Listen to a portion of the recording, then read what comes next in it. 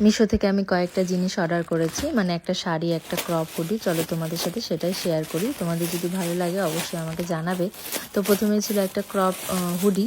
তো এটা হোয়াইট কালারের মধ্যে ছিল, মানে অফ হোয়াইট টাইপের কালারটা, খুব ভালো। তোমরা আমার দেখবে, আমি পিকনিকে এটা পরে গিয়েছিলাম, তো সেটাই আর কি। তো এই তোমার হুডিটা আমি প্রথমে এল সাইজই অর্ডার করেছিলাম, জানি আমার এম সাইজ হয় না। তো এল সাইজটাও আমার কেমন যেন মনে হচ্ছিলো ছোটো, সেজন্য আমি আবার এক্সচেঞ্জ করে এক্সেল সাইজ অর্ডার করেছি। তো এমনি হুডিটা বাইরে ভালোই আছে, ভেতরটাই শুধু একটু ভুরভুরা ওঠানো টাইপের মতন হয়ে আছে, নাহলে নর্মালি ভালোই আছে, অতটাও মানে পাতলা না, একটু মোটাই আছে।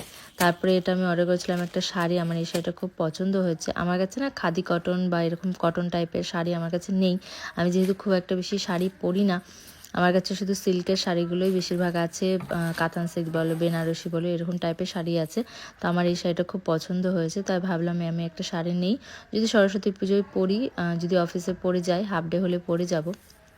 তো আমার শাড়িটা খুব পছন্দ হয়েছে। শাড়িটা তোমার পিঙ্ক কালারের মধ্যে এই ফেব্রিকের কাজ করা আছে। ওই শাড়ির সাথে পরার জন্যই আমি এই ব্লাউজটা অর্ডার করেছি, একদমই অল্প প্রাইসে। 3টা জিনিসই খুবই কম প্রাইসে আমি অর্ডার করেছি। তোমাদের যদি কারো পছন্দ হয়, কারো যদি মনে হয় নেবে, আমাকে অবশ্যই জানাবে, বা লিঙ্ক লাগলে বলবে, আমি অবশ্যই দেবো। এই ব্লাউজটা কোনো অসুবিধা নেই, শুধু এখানে একটু সুতোগুলো উঠে গেছে কাজটা, তো কোনো অসুবিধা নেই, আমি আর এক্সচেঞ্জ করিনি।